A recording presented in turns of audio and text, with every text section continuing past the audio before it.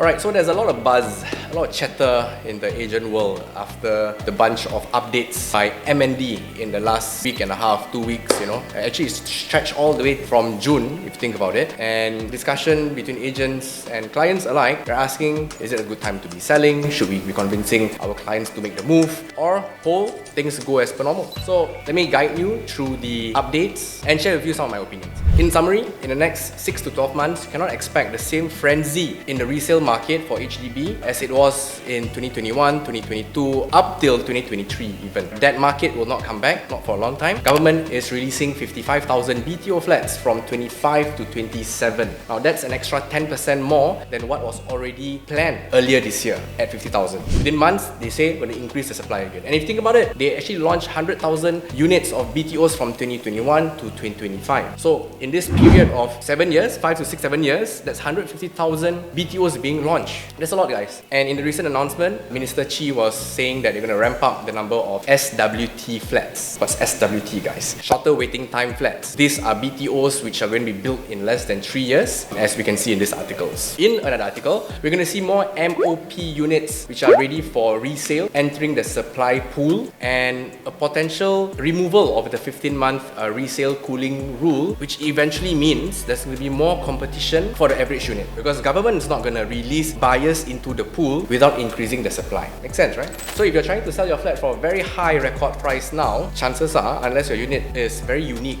comes with a very rare layout. I mean, how rare can HDB layouts be in the first place? Comes in a high floor, unblocked views, super nice, expensive renovation that buyers like. Because if your renovation is very expensive, but it's not nice, subjective, right? Then if you don't have all of this, you have to tie your selling price based on the last transacted price, or even a smidge below, just to secure a buyer. Now, long term, I see that over the next 15 to 25 years, the goal is crystal clear. What government wants is resale prices to follow income growth, not to follow speculation. They don't want to see any more lottery effect. Again, Minister Chi puts it very plainly that prices should move in tandem with income growth and with lesser volatility. They want predictability. Now that means well-located, younger flats will be able to hold value better lah. So what happens to your older, non-renovated flats? Alright, you're gonna have smaller pool of buyers, and then the older units will have tougher financing as of today's policies, and then price erosion is expected towards the lease end. This has already been announced when our current PM was the MND minister back in 2018 or 2017, I think.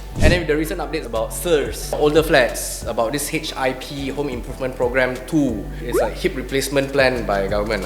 So your HIP 2, the upgrades are about durability. It's to ensure that flats remain livable until the lease end. The objective is not to make them sellable. The previous governments were saying that upgrading plans will increase the value of your flat, but today they are very clear. It's just to ensure that your flat remains livable. They're not trying to increase the price thanks to these upgrades. Anyway, we've seen many units gone through the HIP program already. Prices doesn't really push up after the upgrading is completed. Anyway, in fact, a lot of people get the upgrading, then they sell it, the next buyer do the renovations all over again anyway. First is going to be voluntary. It's going to be limited, targeting like the older units, 70-year-old flats and above. It's not like an en bloc plan. So far right now, there's no plans to expand the SIRS anymore.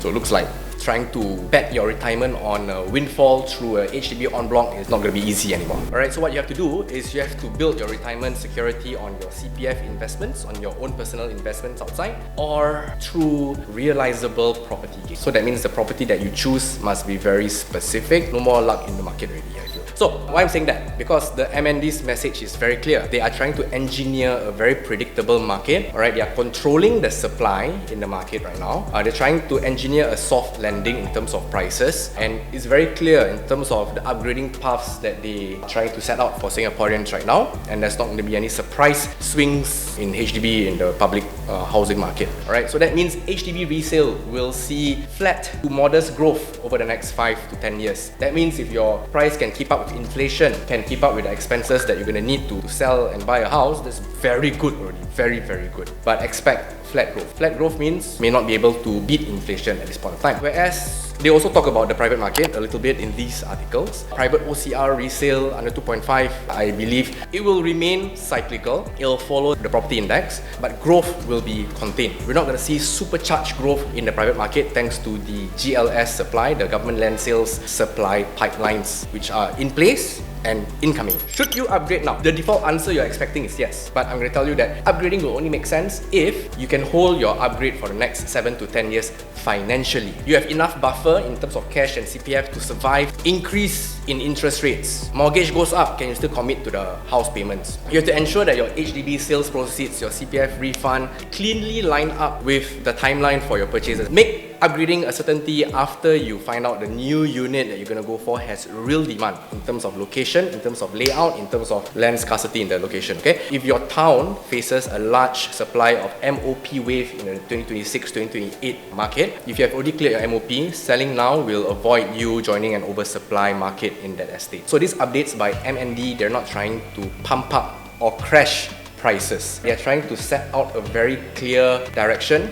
that they want to see a smooth ride, the slower speed. Plan out the numbers for your upgrade today, work with your agent. The fantasies of windfall, lottery is over. This ride is about planning with predictability, no hype. You just want to go for clean profits for your next property, plan properly. It's very clear the government is no longer reactive as what we saw back in 2008 to 2010, 2013 period. Today, it's very clear that they are trying to be proactive with all the policy changes. How often do you see policy announcements being made back to back in a year about housing? Very rare. I don't remember seeing this many announcements all at once. Alright, I hope this helps you understand the market better. See you guys in the next video.